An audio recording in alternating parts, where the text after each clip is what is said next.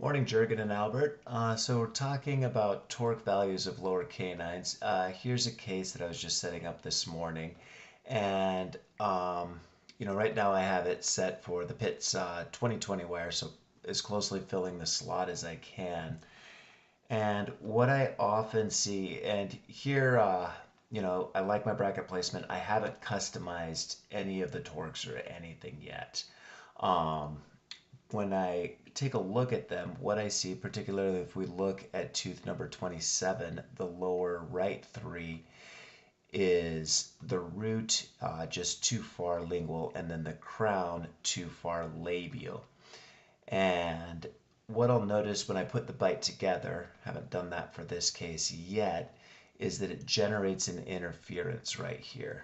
And so we come here and we turn on the occlusal collisions, and you can see right where those two canines are hitting. So what I will commonly do is come here and then I will customize that torque, and I will bring the root out labial and the crown lingual. And you can see that as I do that, that is going to remove those interferences that I had. So now let's go ahead and bring this whole case up into occlusion so we can see where our next interferences are.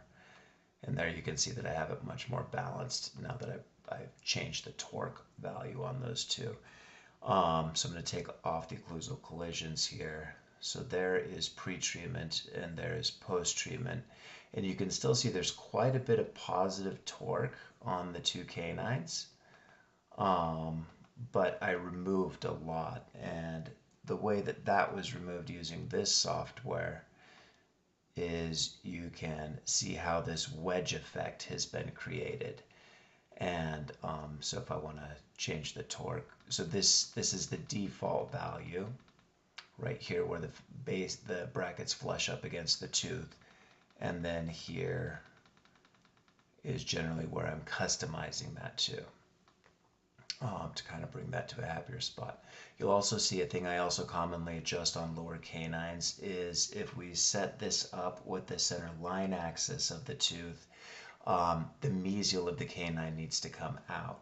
And so I will also be doing a rotational adjustment where I'm setting the bracket more to the mesial, and that is to bring the mesial of the canine out labially so that everything runs flush.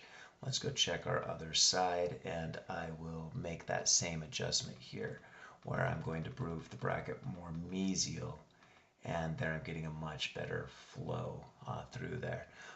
So no other torque values have been adjusted in this lower arch, just the canines. And if we look at the predicted torque of all the other teeth, I love it. This is really nice setup.